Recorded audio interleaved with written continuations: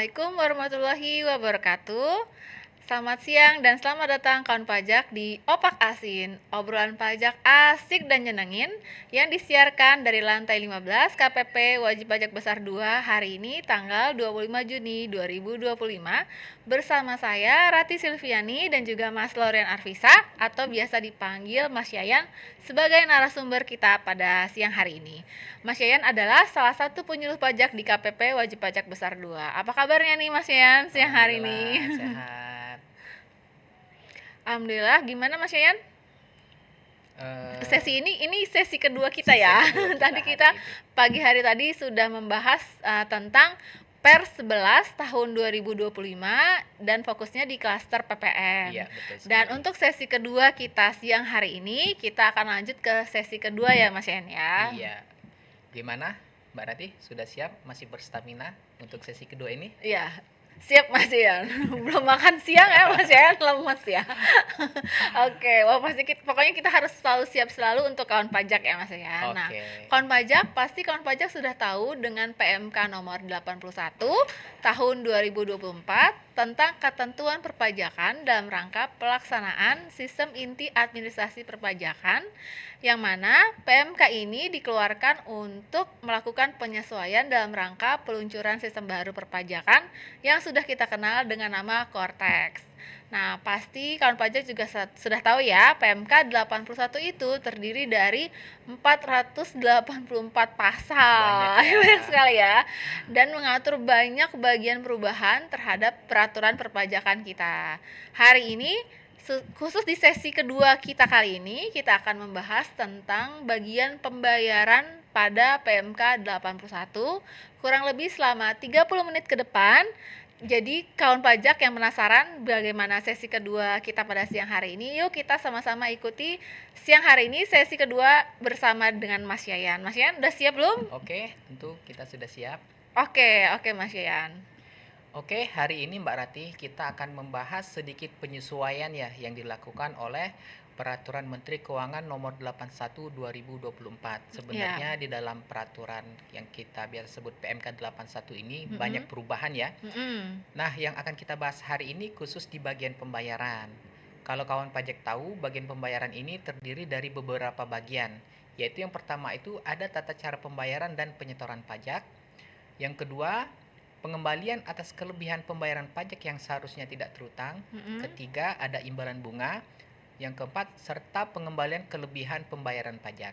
Oke, tadi Mas Yayan tata cara pembayaran dan penyetoran ya, pengembalian kelebihan pembayaran juga, imbalan bunga, lalu pengembalian kelebihan pembayaran pajak. Tadi pengembalian yang seharusnya tidak terutang. Itu semua Betul. ini adalah bagian dari pembayaran yang Betul. dimaksud, yang dilakukan Iya. penyesuaian ya Mas Betul Yayan. sekali. Oke.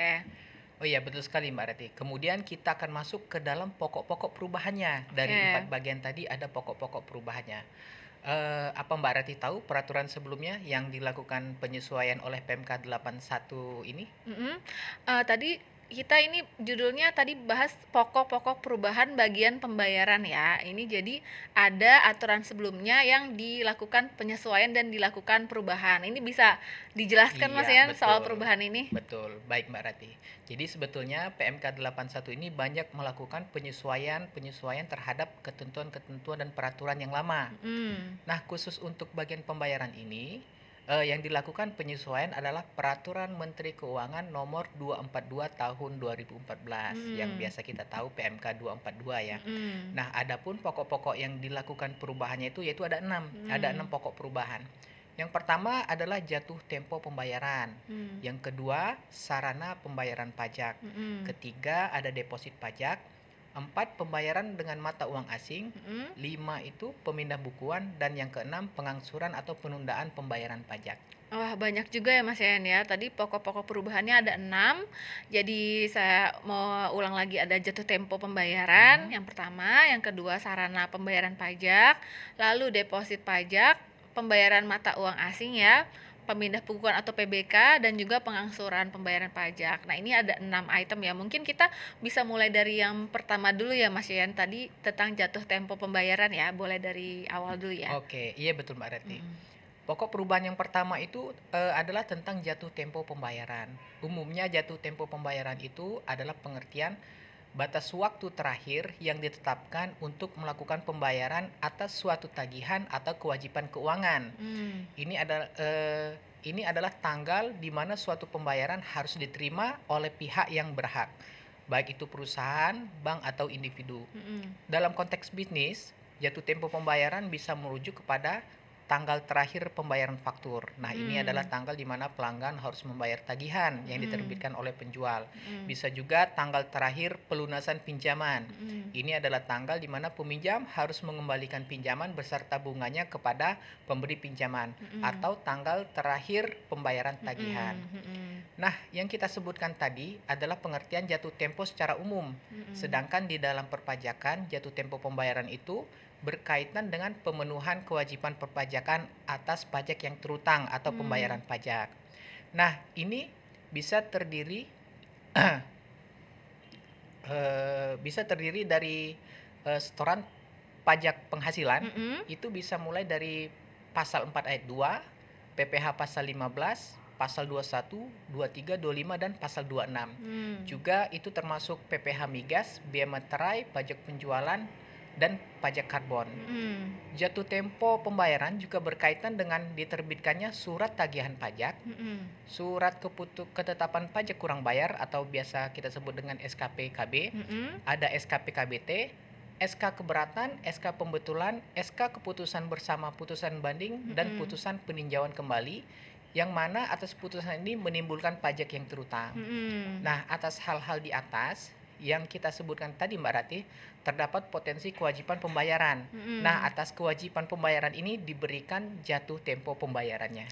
Oh gitu, maksudnya jatuh tempo pembayaran ya Mas Yan. Berarti dalam memenuhi kewajiban perpajakannya terkait dengan pembayaran wajib pajak itu diberikan batas waktunya ya Mas Yan ya untuk memenuhi kewajibannya. Iya, betul sekali. Jadi salah satu perubahannya itu tentang PPh, mulai dari pasal 4 ayat 2, PPh pasal 15, PPh pasal 21, PPh pasal 23 dan 25, serta PPh pasal 26, juga termasuk PPh migas dan bea materai, juga pajak penjualan dan pajak karbon. Jatuh tempo pembayarannya itu yang sebelumnya itu adalah tanggal 10 bulan berikutnya. Nah, sekarang di PMK 81 diubah menjadi tanggal 15 bulan berikutnya. Nah, kalau dilihat perubahannya ini memberikan kelonggaran waktu nih bagi wajib pajak untuk memenuhi kewajiban perpajakannya dari sisi pembayaran. Tadi dengan memperpanjang jatuh tempo pembayaran. Lumayan ya Mas ya, diperpanjang 5 hari ya, dari yang sebelumnya paling lama tanggal 10, lalu sekarang menjadi tanggal 15 bulan berikutnya. Jadi ini memberikan kelonggaran waktu bagi kawan pajak dalam memenuhi kewajiban perpajakannya. Betul sekali. Nah, lalu kalau kita bicara tentang surat ketetapan pajak atau SKP, dalam hal yang pertama, wajib pajak tidak mengajukan keberatan atas SKP, wajib pajak mengajukan keberatan dan tidak mengajukan permohonan banding, atau wajib pajak mengajukan permohonan banding, maka atas SKP yang tidak disetujui wajib dilunasi 1 bulan sejak diterbitkan. Dan ini juga berlaku atas SKP yang seluruhnya disetujui oleh wajib pajak dalam pembahasan akhir hasil pemeriksaan. Maka pelunasannya dilakukan paling lama 1 bulan sejak tanggal diterbitkan. Nah, ini kalau atas SKP ini. Oke, jadi tadi wajib pajak tidak mengajukan keberatan ya, lalu tidak mengajukan banding juga ya, dan itu 1 bulan sejak tanggal diterbitkan gitu ya Mas Yan ya. Oke.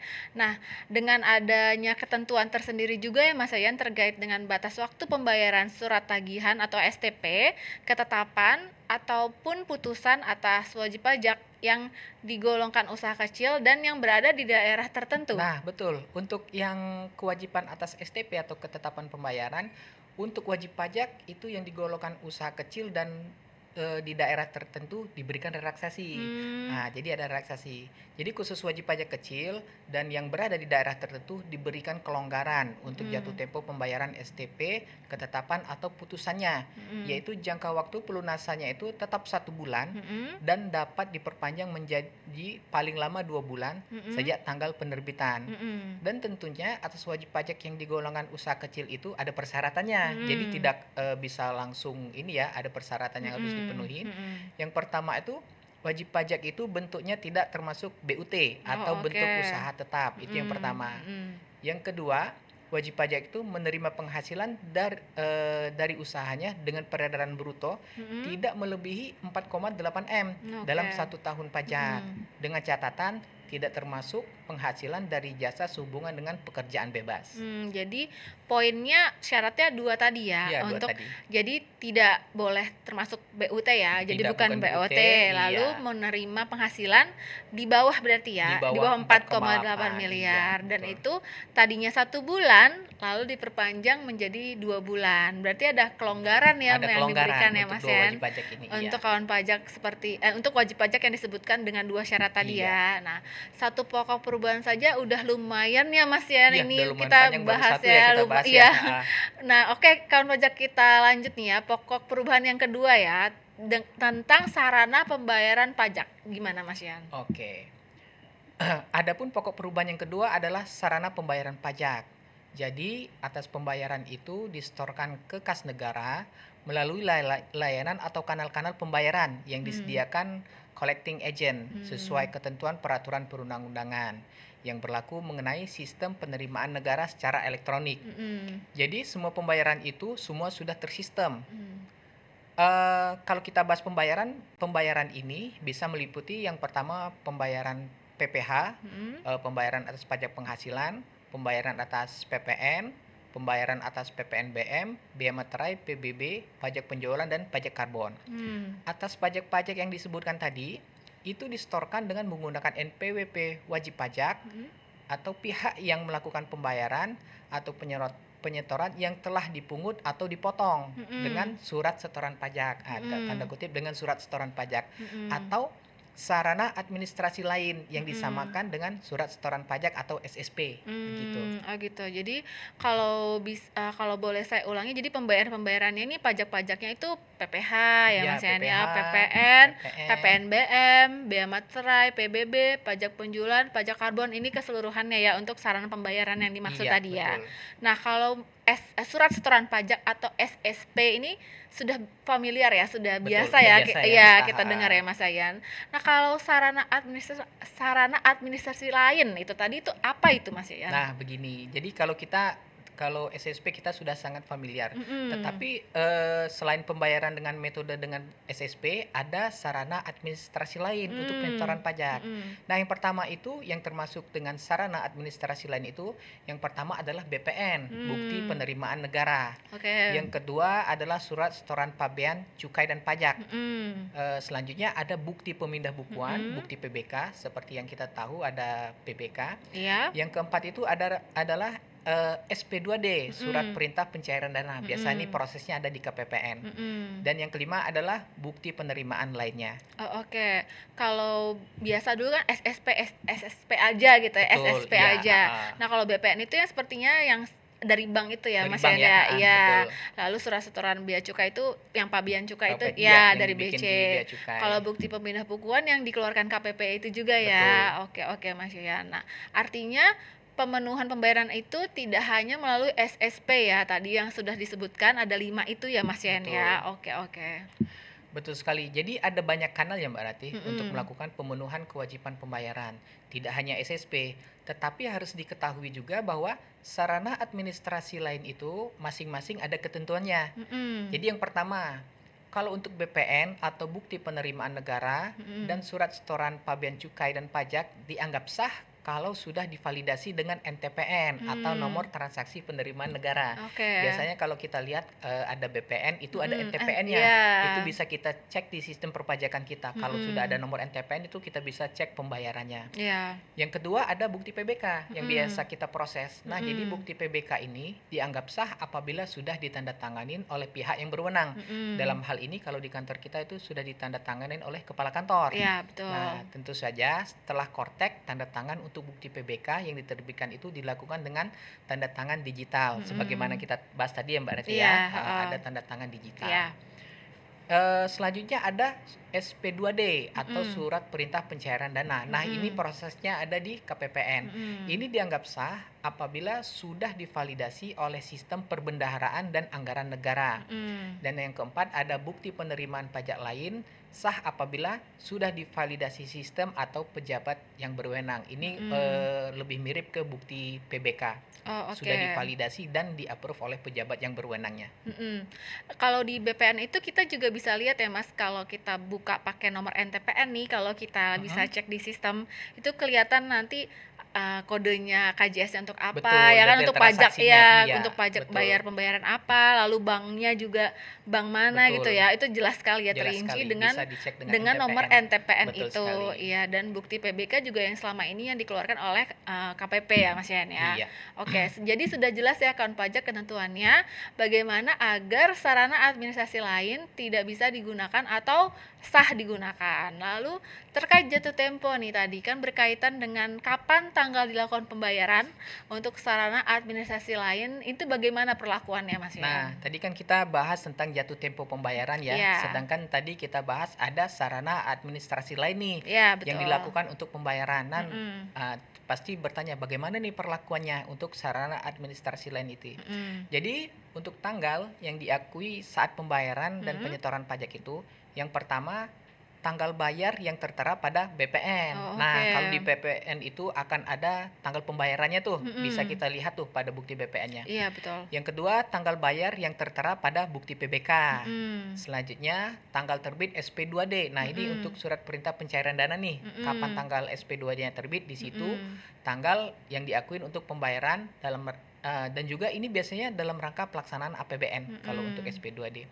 Yang keempat, tanggal terbit SKP KPP untuk pelunasan utang pajak melalui perhitungan kelebihan pembayaran pajak. Nah, ini biasa kita saat proses SKP KPP, kalau biasa ada produk lebih bayar, misalnya dari produk SKPLB, PLB atau pengembalian pendahuluan, itu biasanya kita kan selanjutnya kita proses SKP KPP. Iya, betul. Nah, di sana kalau ada hutang pajak, di sanalah kita proses kompensasi ya. Nah, tanggal terbit SKP KPP ini adalah tanggal yang diakuin sebagai tanggal pembayaran ini Mbak Rati. Selanjutnya tanggal bayar berdasarkan validasi pada sarana administrasi lainnya. Oke Mas Yan, jadi mulai dari BPN itu aja, kalau kita cek NTPN udah tertera tanggal bayar. Betul. Berarti kita pakai tanggal bayar yang itu ya. Iya. Lalu pada bukti PBK berarti saat PBK-nya itu terbit gitu Betul, ya. iya, Itu ada dianggap tanggal tanggal PBK, bayar. betul. Nah, lalu untuk kalau yang SKP KPP tadi nih, misalnya kayak kalau kita proses mau sebelum SPMKP itu mau lunasi utang pajak, itu maksudnya kompensasi ya, Iya, kalau utang kita pajak. kompensasi, iya. Jadi waktu terbit berarti utangnya lunas berdasarkan tanggal SKP, betul sekali. kompensasi SKP Iya. KPP tersebut. Oke, jadi sudah ada ketentuannya ya Mas Yayan untuk tanggal-tanggal yang digunakan sebagai tanggal pelunasan pada sarana administrasi lain tadi ya. Iya, betul Oke. sekali. Nah, ini baru 2 saja ya Mas Yayan, 2 pokok perubahan yang kita bahas. Disebutkan tadi perubahannya ada 6 ya. Ada 6 pokok perubahan. Nah, ini Mas Yayan, selanjutnya kita akan membahas untuk yang ketiga atau gimana Mas Yayan, mau dilanjutkan atau ini kita sudah ini melanjutkan bahas yang selanjutnya? Karena ini ada pokok perubahannya Iya? 6 ya, mungkin kita bahas sampai 3 dulu Oh, ya Mbak 3 aja Rati. ya. Oke, Iya, oke. Yang karena ketiga kita lanjutkan yang ketiga ya. Oke, Oke, baik. oke. Jadi kita lanjutkan yang ketiga itu tentang deposit pajak ya Mas Deposit Yat ya. pajak, Oke. oke. Nah, ini sepertinya sangat baru ya Mas Yan terkait deposit ini ya. Belum ada ya Betul sebelumnya, sekali. baru saat ini di Kortes ya Mas Yan ya. Iya, Ya, betul itu sekali. gimana Mas Yan tentang deposit? Jadi gini Mbak Rati, salah satu hal yang sangat baru dan belum ada sebelumnya dalam sistem administrasi perpajakan di Indonesia itu adalah tentang deposit pajak. Jadi dari namanya mungkin kita sudah bisa tebak ya apa itu deposit pajak. Iya. Jadi kalau merujuk di pasal 1 angka 112 di PMK 81 2024, deposit pajak itu pengertiannya adalah pembayaran pajak yang belum merujuk pada kewajiban tertentu. Nah, wajib pajak dapat melakukan pembayaran dan penyetoran pajak melalui deposit pajak yang terdapat di TAM atau Taxpayer Account Management. Jadi kalau bisa kita bilang akun Cortex-nya wajib pajak nih. Oh, oke. Nah, setelah wajib pajak melakukan penyetoran deposit pajak dengan akun 411618100. Jadi kalau kita mau top up deposit itu kodenya 411618100 dengan cara membuat billing secara mandiri di akun Cortex-nya wajib pajak. Itu kalau kita bikin klik billing secara mandiri itu ada pilihannya. Oh, oke. Begitu. Jadi diulang lagi, untuk membuat deposit di Cortex itu kodenya 41161800 gitu Betul ya. sekali. Dan menunya membuat billing mandiri di Cortex Wajib wajib pajak, pajak. iya. Oke. Lalu setelah kita udah setor nih Mas ya deposit, itu selanjutnya gimana? Nah, selanjutnya ketika kita sudah memiliki cukup deposit pajak, artinya ketika kita setelah bikin billing dan telah dilakukan pembayaran, deposit pajak itu dapat kita lihat di buku besar wajib pajak yang ada di Cortex. Itu ada di kolom keempat ya, yang berwarna hijau, bukan kolom yang kelima. Pembayaran atau penyetoran pajak menggunakan deposit bisa dilakukan dengan mekanisme pemindah bukuan. Tapi pengisian deposit pajak itu tidak hanya melalui pembayaran yang membuat billing mandiri, tetapi juga bisa melalui PBK yang dilakukan ke akun 411618. Jadi bukan hanya dari billing, dari PBK juga bisa, yang berasal dari setoran lain. Nah, bukti PBK ini juga akan masuk sebagai deposit pajak di akun wajib pajak kalau di PBK kan ke akun yang tadi tuh 411618 100. Lalu ada lagi melalui sisa kelebihan pajak atau sisa dari imbalan bunga yang ditujukan untuk dicairkan ke deposit pajak melalui proses SKP KPP. Nah, ini biasanya kalau kita ada proses SKP KPP, selanjutnya kita kan ada proses konfirmasi ya. Sebelumnya kita akan konfirmasi atas produk-produk lebih bayar seperti SKPLB atau PLB atau dari produk lainnya yang menyatakan lebih bayar. Kita akan berikan konfirmasi nih Mbak Ratih di via Cortex. Wajib pajak bisa memilih apakah pencairan atas dana kelebihan tadi mau dicairkan ke deposit pajak. Ketika wajib pajak memilih mencairkan ke deposit, ketika kita proses SKP KPP, sebagian atau seluruhnya itu akan dicairkan ke deposit pajak, akan masuk ke akunnya deposit pajak, begitu prosesnya. Berarti saat konfirmasi itulah ya. Betul, saat proses konfirmasi. Jadi tadi ada beberapa cara ya Mas Yan ya. Maksudnya membayar billing mandiri untuk deposit, atau juga bisa PBK. Betul. Atau ada sisa yang tadi dari konfirmasi kelebihan itu dan melalui surat konfirmasi untuk menjawab memilih deposit gitu ya, kurang lebih seperti itu. Nah, dari deposit pajak itu kita top up ya dan terisi ya Mas Yan dari beberapa pilihan tadi mekanismenya ya. Nah, kawan pajak silahkan saja apabila ingin memanfaatkan fitur deposit atau tidak memanfaatkannya sama sekali, karena ini merupakan fasilitas yang disediakan untuk kawan pajak semua. Sedangkan untuk penggunaannya akan diserahkan kepada wajib pajak, karena dari beberapa wajib pajak yang sudah konsultasi kepada kami, ini ada sebagian yang memanfaatkan fitur ini, tapi ada juga sebagian yang tidak memanfaatkan. Itu kita serahkan saja pilihan kepada masing-masing kawan pajak ya, tergantung kebutuhan ya Mas Yan ya. Jadi ini fasilitas ya, ibaratnya fitur. Jadi tidak ada paksaan dalam menggunakan fitur ini, silahkan disesuaikan dengan kepentingan kawan pajak masing-masing. Yang ingin menggunakan silahkan, yang tidak juga tidak ada masalah. Iya, tidak wajib ya, ini pilihan aja ya Mas Yan ya. Opsional. Nah, seperti yang tadi dibahas ya Mas Yan tentang buku besar yang tadi sebelumnya kita bahas, memuat informasi tentang deposit. Nah, ini agak bingung ya, pasti banyak kawan pajak yang bingung cara membacanya. Iya, buku besarnya itu bisa dijelaskan sedikit Mas Yan, kurang lebih seperti apa? Jadi di lapangan kami banyak mendapatkan konsultasi tentang wajib pajak yang mengalami kebingungan dalam membaca dengan buku besar. Buku besar di mana di buku besar itu terdapat adanya saldo deposit. Nah, kalau kita melihat buku besar, maka kita akan melihat ada 5 kolom nih Mbak Rati. Yang pertama, yang paling kiri itu adalah kolom debit dengan tulisan berwarna merah. Lalu di kolom kedua ada kolom kredit dengan tulisan berwarna hijau. Selanjutnya ada kolom debit tersisa dengan tulisan berwarna merah. Kolom keempat kredit tersisa dengan tulisan berwarna hijau. Dan kolom kelima itu saldo yang ada di kolom kelima. Nah, jadi cara membacanya itu di kolom pertama itu dengan tulisan debit, yaitu total kumulasi transaksi penambahan kewajiban pajak berupa pelaporan SPT kurang bayar, penerbitan SKP KB, SKP KBT, STP atau putusan upaya hukum yang menyebabkan kekurangan pembayaran. Nah, semuanya ini akan terakumulasi. Jadi di kolom pertama itu akumulasi ya, semua kewajiban-kewajiban perpajakan itu akan terakumulasi di kolom pertama. Selanjutnya di kolom kedua, kolom kredit, yaitu total kumulatif transaksi penambahan hak pajak berupa bisa penerbitan SKPLB, penerbitan SKPPKP, SKPIB, dan putusan upaya hukum yang menyebabkan lebih bayar pembayaran. Ada juga pembayaran deposit, pembayaran SPT kurang bayar pada kode billing dari SPT. Selanjutnya di kolom yang ketiga itu ada debit tersisa, itu dengan tulisan berwarna merah. Nah, ini adalah sisa kewajiban pajak yang masih harus dibayar. Jadi ibaratnya dia masih outstanding nih, yang masih harus dibayar. Jadi kalau kawan pajak mau melihat berapa sih sisa kewajiban pajak yang masih harus dibayar, itu ada di debit tersisa, ada di kolom 3 yang berwarna merah. Selanjutnya ada di kolom keempat. Di kolom keempat itu kredit tersisa. Itu adalah sisa hak pajak yang masih bisa digunakan atau bisa kita artikan dengan saldo deposit. Deposit yang tadi berarti di sini ya, Mas En. Oke. Jadi saldo deposit itu bisa kita lihat kredit tersisa. Jadi artinya kredit tersisa itu masih ada sisa hak perpajakan yang masih bisa digunakan. Jadi kalau kawan pajak ingin melihat berapa sih saldo deposit, itu bisa dilihat di kolom keempat di kredit tersisa. Sedangkan kolom kelima itu keterangannya saldo. Nah, ini saldo ini antara kredit tersisa banyak nih kawan pajak yang bingung. Banyak yang mengartikan saldo ini adalah deposit yang tersisa. Jadi padahal begitu, bukan itu betul. ya. Jadi saldo ini bisa bernilai positif.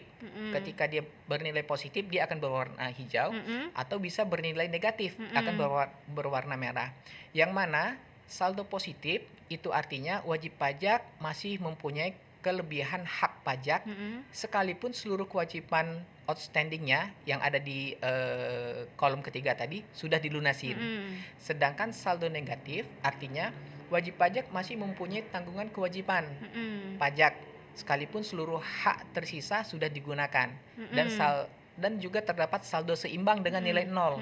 Nah, nilai 0 itu yaitu kewajiban yang masih harus dibayar dan hak yang masih harus bisa digunakan jumlahnya sama. Itu akan bernilai 0. Jadi untuk saldo yang saldo ini dia bisa positif, negatif, atau bernilai 0, kurang lebih begitu. Oke Mas Yan. Jadi terkait tadi sebelumnya kita bahas tentang deposit, berarti kalau mau tahu nih saldo yang tersisa itu fokusnya di kolom yang kredit tersisa. Betul. Jadi bukan di saldo yang tersisa itu ya Mas Yan. Betul. Kadang kawan pajak di sini bingungnya di sini. Kawan pajak yang kami dapati di lapangan masih banyak kebingungan antara pembacaan. Jadi aturannya begini, ketika kawan pajak mempunyai atau telah melakukan pengisian deposit atau mempunyai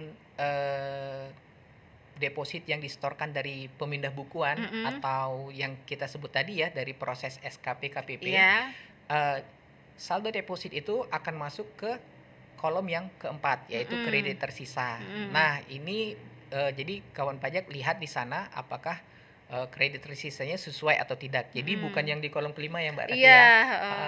Karena banyak wajib pajak yang kalau konsultasi salah melihat angkanya, sering menanyakan berapa sih saldo yang bisa digunakan untuk melakukan pembayaran. Bahkan wajib pajak waktu itu pernah cerita mereka mengklaim bahwa Pak, kok deposit saya sudah berkurang, padahal kami belum melakukan pembayaran kewajiban apapun. Ternyata ketika kita diskusi, wajib pajaknya melihat di saldo kolom saldo. Jadi mungkin memang agak membingungkan ya, ini kan saldo gitu. Dan juga maksudnya untuk deposit itu, waktu setor deposit membuat kode billing itu sebenarnya tidak diperuntukkan untuk jenis-jenis pembayaran pajak yang tadi sudah disebutkan itu kan. Jadi misalnya kita pilih PPH dan tidak ya kan, nah bisa. Jadi dia bisa untuk melakukan ke pembayaran mana aja gitu. Jadi keterangannya itu kita bisa isi apa aja. Tadi ada beberapa ya untuk PPH, PPN, PPNB misalnya. Bisa dibayarkan kemana aja. Iya, dan itu kita bisa misalnya kita udah terlanjur pilih untuk PPH, tapi kita mau depositnya untuk PPN itu bisa kan ya Mas Yan? Iya.